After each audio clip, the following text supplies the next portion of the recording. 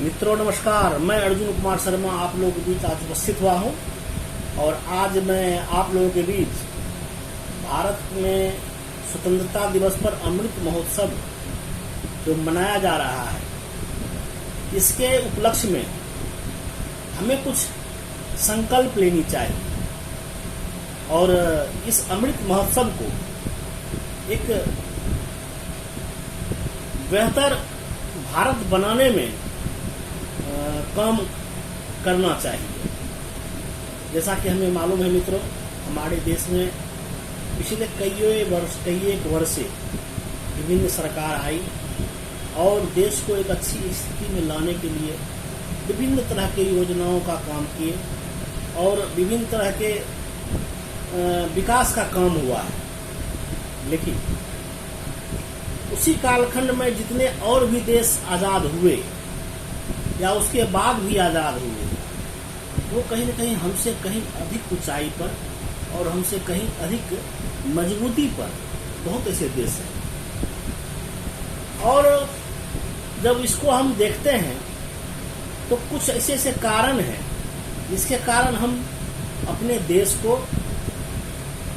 कुछ ऊंचाई पर नहीं जा पाए हैं, जिस ऊंचाई पर हमारे देश के आज़ादी होने के बाद के कालखंड में और देश आज़ाद हुए। तो हम देखते हैं एक मुद्दा जो सबसे बड़ी ज्वलंत मुद्दा है वह है भ्रष्टाचार। और हम देख रहे हैं अभी भारत सरकार द्वारा लगातार भ्रष्टाचारियों पर लगाम कसने के लिए छापे पड़ रहे हैं। बड़े बड़े राजनेता हो, बड़े बड़े उद्योगपति हो, बड़े बड़े ऐसे लोग जिसको लोग कोई संभावना नहीं करता है, जिसके पास इतना पैसा होगा, और जब ईडी का छापा पड़ता है तो उसके यहाँ करोड़ों करोड़ रुपया मिलते हैं। और इस 8 साल में भारत सरकार ने 1 लाख करोड़ की संपत्ति 1 लाख करोड़ रुपया जो है सो काला धन के रूप में पकड़ी है। ये तो जब छापा पड़ा, कुछ लोग चिन्हित करके तब जाके यह दिखने में आया जब फलना व्यक्ति या फलना राजनीतिक पार्टी के लोग ये भ्रष्ट हैं। लेकिन मित्रों जरा सोचिए, जिस लेवल का व्यक्ति उतना भ्रष्टाचार में डूबा हुआ है और उसके नीचे का पदाधिकारी हो या सिस्टम में जो भी बैठे हुए व्यक्ति हो, वो कितना भ्रष्टाचार में लीन होंगे। और यही कारण है कि हमारा देश जो एक ऊंचाई पर रहना चाहिए था, अभी जो तरक्की पर रहना चाहिए, अभी वह तरक्की पर नहीं रह पा रहा। और यह भ्रष्टाचार बहुत लोगों से चर्चा हमारी होती है, बहुत मित्रों से हम चर्चा करते हैं, बहुत पत्रकार बंधुओं से भी हम चर्चा करते हैं। यह देश की जो भ्रष्टाचार है, जो भ्रष्टाचार से हमारा देश एक हम कह सकते हैं जो गति में एक तरह से ब्रेकअप लगा रहता है, जो गति से चलना चाहिए वो गति से नहीं चल पाती है और आम जनता सिस्टम से नाखुश रहती है। जो सिस्टम में कहीं भी बिना पैसा दिए काम नहीं हो पा रहा है, तो उस पर क्या किया जाए। तो बहुत लोग तो ऐसे कहते हैं ये खत्म होने वाला चीज ही नहीं है। बहुत लोग कहते हैं जो ये खत्म तब होगा जब ऊपर से नीचे के लोग अपनी इच्छा शक्ति मजबूत करेंगे, भ्रष्टाचार हमको नहीं करने देना है, नहीं करेंगे।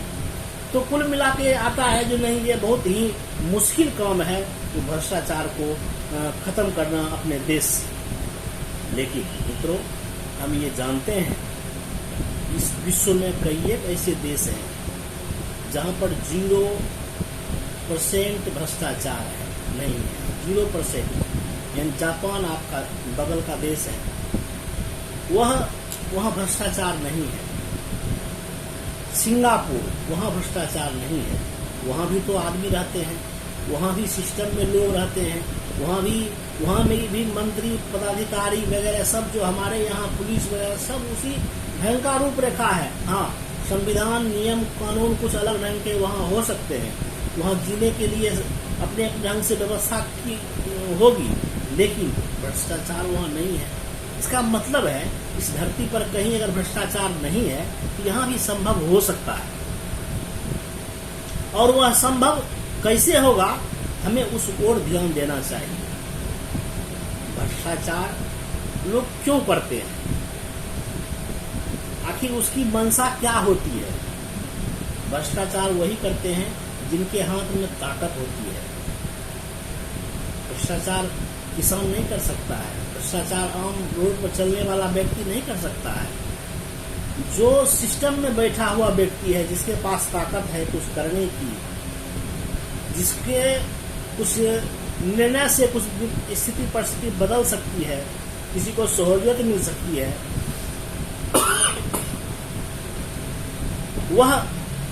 वह ही भ्रष्टाचार करते हैं। और वो होते कौन है? वो अच्छे खासे पढ़े लिखे होते हैं।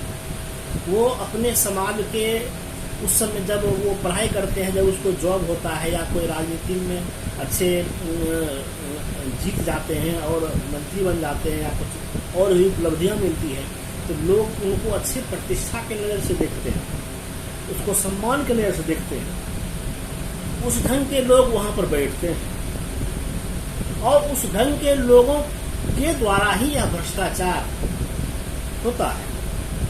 तो कहीं न कहीं हम यह देखने का प्रयास करें, क्या उनको जो अध्ययन कराया गया, जो सिस्टम में जाने के लिए जो उसको शिक्षा दी गई, क्या उसमें दोष है?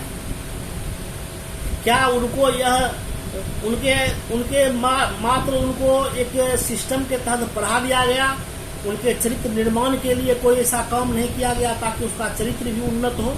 दिमाग के साथ साथ काम अच्छा करे, इसके साथ साथ चरित्र भी उन्नत हो। क्योंकि जब हम भ्रष्टाचार की बात करते हैं, उसमें चरित्र की बात ही आती है। जिसका चरित्र जितना ऊंचा लेवल का होगा, वह भ्रष्टाचार उतना कम करेगा। तो हम पाते हैं जो कहीं न कहीं हमारे शिक्षा पद्धति में और कहीं न कहीं जो वहाँ पर जो उस लेवल का शिक्षा ग्रहण करते हैं, जो क्वालिफाई करते हैं, उसमें कहीं न कहीं उस ढंग की व्यवस्था नहीं की गई है जिससे भ्रष्टाचार खत्म हो, ऐसा चरित्र निर्माण हो सके। हमारे देश में बॉर्डर पर सेना है। आज हम कह सकते हैं सेना अगर थोड़ा भी दिख जाए, हम कहीं का नहीं रहेंगे। लेकिन हमें गर्व है जो बॉर्डर पर सेना है, वह अपनी जान के बाजी लगाकर देश की रक्षा करते हैं। वह भूल जाते हैं हम क्या वेतन पा रहे हैं, हमें क्या उपलब्धि मिलने वाली है। वह यह सोचते हैं हमें देश की रक्षा करनी है, जबकि वह भी जॉब में है और यहाँ भी लोग जॉब में है। दोनों में अंतर है।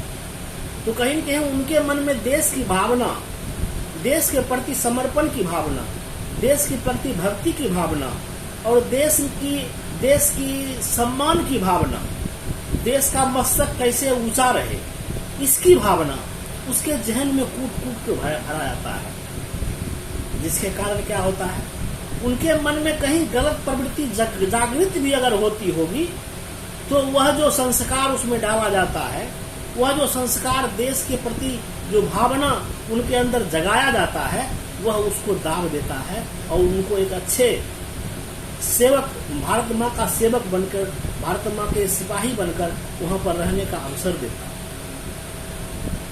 तो आज जो हमारे सिस्टम में बैठे हुए लोग हैं या जो भी भ्रष्टाचारी नेता भी पकड़ाते हैं, उनको भी सोचना चाहिए। और यह देश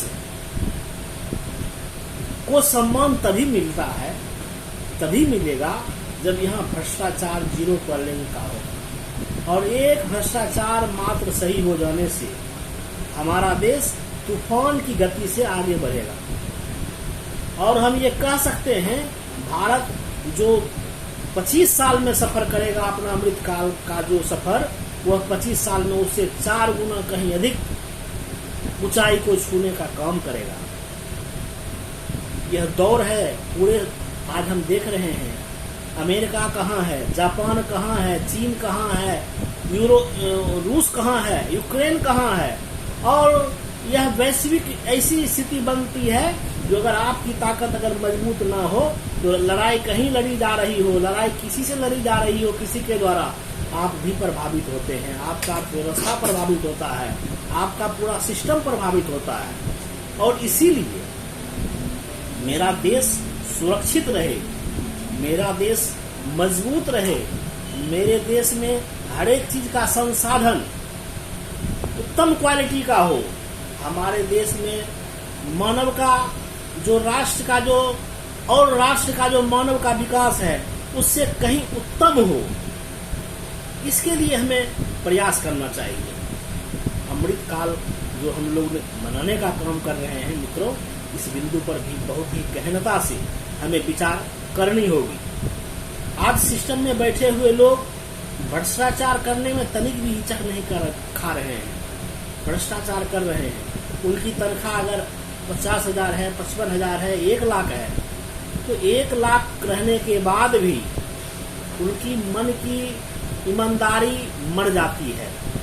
उनको लगता है ये कम है, हमें और भी होनी चाहिए। लेकिन यह सच्चाई है मित्रों, जो आप जरा सोचें, एक मजदूर जो 300, 400, 500 रुपया कमाता है, वह बड़ी ही ईमानदारी से अपने शाम को 500 रुपया लेता है और सब्जी खरीदता है, फल खरीदता है, या जो भी अपनी उसकी आवश्यकता की चीज होती है वो खरीद के घर जाता है और चैन से सोता है। और वह व्यक्ति जिसको सरकार ने सब सुविधा दिया है, क्वार्टर दिया है, गाड़ी दिया है, फ्री मोबाइल सेवा दिया है, उसको हर एक समाज में प्रतिष्ठा दी है, अगर वैसे व्यक्ति भी भ्रष्टाचार में लिप्त हो जाए तो उससे अच्छा संस्कारी तो वह वर्ग वह है जो 500 रुपया डेली कमा के और भ्रष्टाचार से मुक्त होके इस देश की सेवा कर रहा है। हमें कहीं न कहीं अपने मन को, अपने दिमाग को यह सोचना होगा हमें कितनी कमाई करनी है और कमाई किसके लिए करनी है। अगर आपकी मूल जो वेतन है उसमें संतुष्ट रहना चाहिए, अगर उसमें आप संतुष्ट नहीं हैं तो कहीं न कहीं आप देश के प्रति श्रद्धा आपका नहीं है, कहीं न कहीं देशभक्ति जो हम लोग एक राष्ट्र भक्त कहने का गौरव, अपने आप को गौरवान्वित महसूस करते हैं, वह आप में कमी है। लोगों को लगता है किसी से घूस ले लिया अगर चुपे चाप कौन देखने वाला है। लेकिन यह ध्यान रखिए, आपके अंदर में जो सत्य छुपा हुआ है, जिसके बल पर आप टिके हुए हैं इस धरती पर, वह सब जगह आपको सही काम और गलत काम करते हुए दिख रहा है। आप मंदिर जाएं, मस्जिद जाएं, गुरुद्वारा जाएं, कहीं जाएं, मठ जाएं, कहीं जाएं, अगर ये सोचते हैं कि कोई देख नहीं रहा है और हम गलत कर रहे हैं तो हमको सजा नहीं मिलने वाला है, ये आपकी भूल है। क्योंकि आप जो शपथ लेते हैं, आप जो अपने मन को, जो किसी को एक समय के लिए बांध देते हैं हम इनके लिए काम कर रहे हैं, उस शपथ की आप अवहेलना कर रहे हैं। और उस शपथ का जब आप अवहेलना करते हैं तो कहीं कहीं वह आपके संस्कार पर पड़ता है, कहीं कहीं आपके वह जो एक दैविक शक्ति है उस पर प्रभाव पड़ता है। और आपकी एक जो प्रतिष्ठा होनी चाहिए समाज में, आपका जो एक ओजस्व होनी चाहिए, आप में जो एक प्रतिभा दिखनी चाहिए, वह दिखना बंद हो जाता है मित्रों। बहुत ऐसे लोग हैं जिनकी वेतन कमाई 1.5 लाख 1 लाख है, लेकिन उनकी अपेक्षा है हम 5 लाख महीना क्यों न कमावे। अगर वैसी बात है तो आप बिजनेस व्यापार में चले आइए, उसमें काम कीजिए। आप नौकरी क्यों करते हैं? अगर लगता है आपको हमको अधिक कमाना है, उसके लिए आप अलग ढंग का मेहनत कीजिए, फिर सिस्टम में नहीं रहिए। अगर सिस्टम में है तो आपने तो वादा किया है, जब तक हम सिस्टम में रहेंगे तब तक सरकार की दी हुई वेतन और सरकार की दी हुई सुविधा पर ही संतुष्ट रहेंगे, और संतुष्ट रहना भी चाहिए। कहीं भी कोई भी व्यवसायी हो या उद्योगपति हो या कहीं भी कोई व्यक्ति बैठा हो, जब तक अपनी मन स्थिति को, अपने कमाई पर जो वाजिब कमाई है उस पर जब तक उसको अपना एक ईमानदारी पूर्वक विश्वास नहीं होगा, तब तक यह भ्रष्टाचार बढ़ता रहेगा। आज जाइए मेडिकल सेक्टर में, आज कोई ऐसा सेक्टर नहीं है जहां पर लगता है क्या जो कुछ विश्वास किया जा सके। कारण क्या है? कारण है हर एक आदमी रुपया के प्रति इतना कहते हैं हम एग्रेसिव हो गया है, जो मानवता को शर्मसार किया जा रहा है। इसको हमको समझना होगा। वास्तव में अमृत महोत्सव तब सही मायने में हम मना पाएंगे जब हम इस भ्रष्टाचार रूपी राक्षस को जड़ मूल से खत्म करेंगे। और वह राक्षस कहाँ छिपा हुआ है? हमारे अंदर। वो कहीं नहीं छिपा हुआ है, वो कहीं दिखने वाला नहीं है। हमारी अगर मन में कहीं लालच लोभ बढ़ गया तो वह राक्षस जाग जाता है और वह राक्षस गलत काम करने के लिए तैयार हो जाता है। अगर उस राक्षस को हम अपने मन में दाब देते हैं, अपने मन में मार देते हैं और ये सोचते हैं नहीं, जो हमें ईमानदारी से मिल रही है वही हमारी सबसे बड़ी पूंजी है, वही हमारी सबसे बड़ी एक कह सकते हैं हमारी कमाई का आधार है, जो वो सबसे बड़ा हमारा एक सौभाग्य है, तो फिर हमें भ्रष्टाचार हम नहीं करेंगे और न ही होने देंगे। और मित्रों, हम देखते हैं अभी जो भी टेंडर हो रहा है, जो भी सरकारी काम हो रहा है, उसको कहीं न कहीं छुपे या खुले रूप में कमीशन एक तरह से पहले से फिक्स रहता है। अगर रोड ढालना है 8 इंची का तो वह ढला रहा है 4 इंची का। रोड चलना है 5 साल, वो 2 साल में टूट जा रहा है। ये क्या है? यह करके आप समाज में कब तक अपने आप को एक प्रतिष्ठित व्यक्ति बनाकर रख पाएंगे? समाज में अगर सम्मान आना है, और सम्मान से बड़ा धन कोई नहीं होता है, ज्ञान से बड़ा धन कोई नहीं होता है।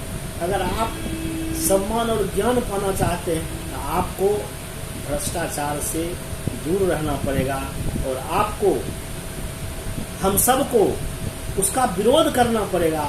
जो भ्रष्टाचार करते हैं, जो भ्रष्टाचार में लिप्त हैं, और हम तो देखते हैं बहुत लोग ऐसे लोग सिस्टम में बैठे हुए हैं, जानबूझ के भ्रष्टाचार कैसे हो इसके लिए व्यवस्था बनाते हैं और उस व्यवस्था बना के भ्रष्टाचार करते हैं। ऐसे लोगों को पर्दाफाश करना पड़ेगा और ऐसे लोगों पर पाबंदी लगाना पड़ेगा। और खास करके हम जो मूल बात बोले हैं चरित्र का निर्माण, क्योंकि भगवान बुद्ध अंगुलीमाल डाकू जैसे आदमी के पास जब सामने में खड़ा होकर उसको उसके मनोवृत्ति को उसके जो एक डाकू का स्वरूप था उसको बदल के संत बना सकते हैं, तो कहीं न कहीं भ्रष्टाचारियों को भी हम सही रास्ते पर ला सकते हैं। डंडा से नहीं, संविधान से नहीं, कानून से नहीं, बशर्ते उसके चरित्र के निर्माण से। चरित्र का निर्माण बहुत मायने रखता है मित्रों। चरित्रवान व्यक्ति जहाँ भी बैठेगा वहाँ पर वह सभी के लिए उपयोगी है, और जिसका चरित्र सही नहीं है वह जहाँ भी बैठेगा वह किसी के लिए भी संकट पैदा कर सकता है। इसीलिए मैं आज के दिन यह कहना चाहूँगा, भारत अमृत महोत्सव मना रहा है, हम लोग खुशी से अमृत महोत्सव मना रहे हैं। मैं उन तमाम लोगों को यह आग्रह और निवेदन करूँगा कि अपने अंदर के राक्षस को मारिए, लोभ रूपी उस राक्षस को मारिए जो हमें गलत करने के लिए प्रेरित करता है, और अपने मन में एक दीप जलाइए, एक सत्य का दीप जलाइए, एक ईमानदारी का दीप जलाइए। आप जितने ही कमाएं उसमें आप अपने बाल बच्चा के साथ खुशहाल जिंदगी और एक प्रसन्नचित्त होकर अपनी जिंदगी को जिएं और इस देश को परम वैभव तक ले जाने में अपनी भूमिका निभावें, क्योंकि मेरा राष्ट्र आगे बढ़ रहा है और जिस गति से विश्व अपनी पूरे चक्रव्यूह को हर एक देश अपने तरह से बांधने का प्रयास कर रहा है, अगर हम उसी गति से आगे नहीं बढ़ते रहे तो कहीं न कहीं मेरा कमाया हुआ धन रखा न रह जाए और दूसरा आदमी लूट के ले जाए। यह नहीं होना हो। इसीलिए हमें देश के लिए भी सोचना होगा और देश की अर्थव्यवस्था कैसे सुदृढ़ हो, देश का माली हालत कैसे व्यवस्थित हो, देश कैसे तरक्की करे, ये हम सब का दायित्व बनता है। इसी चंद शब्दों के साथ आपसे मैं आज का यही बात समाप्त करता हूँ। जय हिंद, जय भारत, नमस्कार।